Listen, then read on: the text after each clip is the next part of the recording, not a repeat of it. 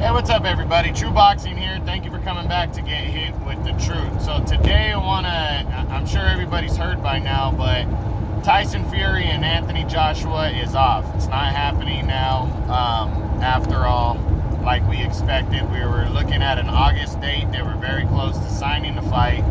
And then just like that, after they pretty much announced the date, Tyson Fury came out and said August 14th was looking like the date. Then it was announced that a judge had ordered that Deontay Wilder and that Fury had to face Wilder in a third fight by September. So, we didn't know, and then just a couple days later, pretty much it was announced that these two guys are going to be, that Fury and Wilder are going to be locking horns again. It looks like July 24th. So, that throws the Fury and Joshua fight off. But I know people are upset about it. It was an undisputed heavyweight title fight. I mean, it was a big deal. But, I wouldn't completely rule that fight out. Fury's going to go in the favorite against Deontay Wilder in their third fight. And if Fury beats Wilder, then Fury pretty much, him and Joshua is going to probably fight Alexander Usyk now. So this isn't a bad situation for the heavyweight division. I think that's the one thing I want people to understand right away, is that this is not a completely bad thing that this happened. You get a third fight between Fury and Wilder, and I think a lot of people are going to be interested in that. I am. I'm excited for it. And it gives the fight with Fury and Joshua, if it does happen, it gives it, some more hype. You got Fury's going to go and leave no doubt against Wilder, or Wilder's going to extract some revenge. And then, Joshua gets to clean up the division a little bit more by facing a mandatory, and the former undisputed and the still undefeated Alexander Usyk. Usyk took over cruiserweight and won the World Boxing Super Series and unified all four belts there. He became, I want to say he was only the fourth man to become undisputed in the four-belt era. And he moved up to heavyweight, and he's 2-0 at heavyweight right now. So he wants to, he's the mandatory challenger for Joshua. So, Joshua beats him.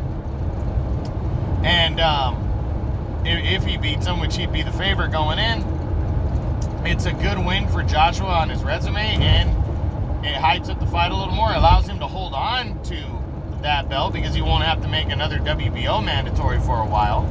And hopefully sets that fight up between him and Fury by the end of the year. Now, we don't know what the WBC and the IBF are going to do if Joshua and Fury both win. And what I mean by that is Dillian White is the interim champion in the WBC. And he's been, the WBC said last year after Povetkin knocked out Dillian White that they were holding off their mandatory until late in 2021. Now, WBC has been probably the most corrupt of the four governing bodies the last few years now. I'm sure they would allow Joshua and Fury to happen. But what if they don't? What if Fury has to make a mandatory against Dillian White? Now, I don't think he'd mind that. That's a, all United Kingdom bout right there. It would set up some more for next year between Fury and Joshua. But, still, that leaves you to wonder, will there be an IBF mandatory by that point?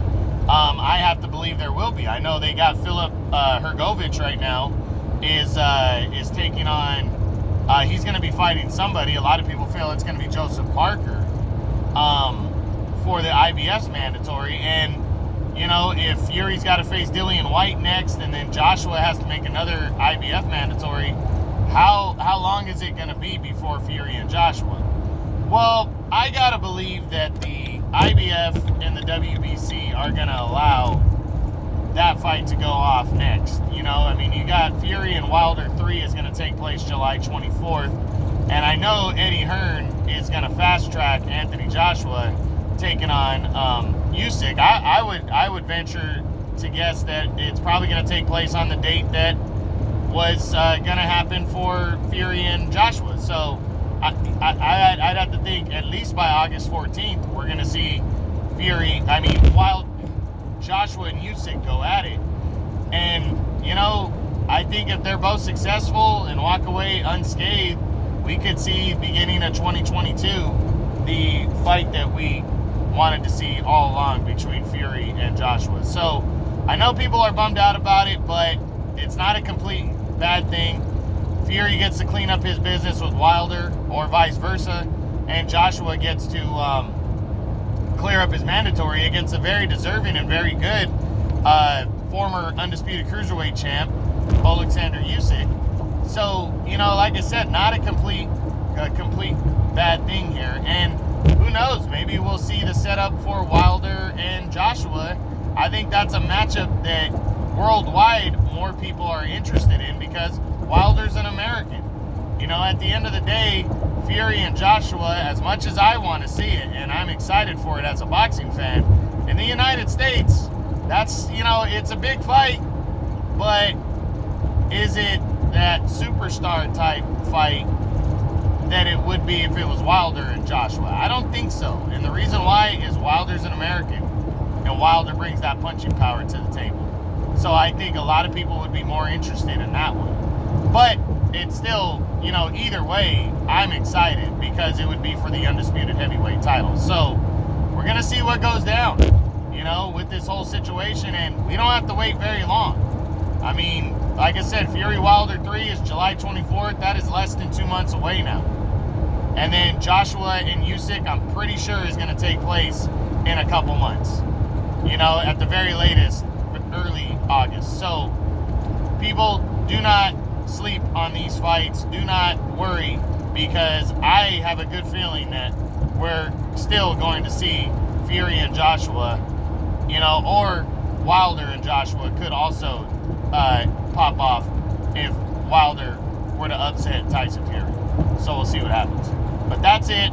That's the announcement, in my opinion, on the Fury and Joshua collapse and not happening Undisputed Heavyweight title fight. Don't forget, I got my podcast coming very soon. I will be discussing all this. So that's it. Hope you guys enjoyed it. True Boxing, you've been hit with the truth.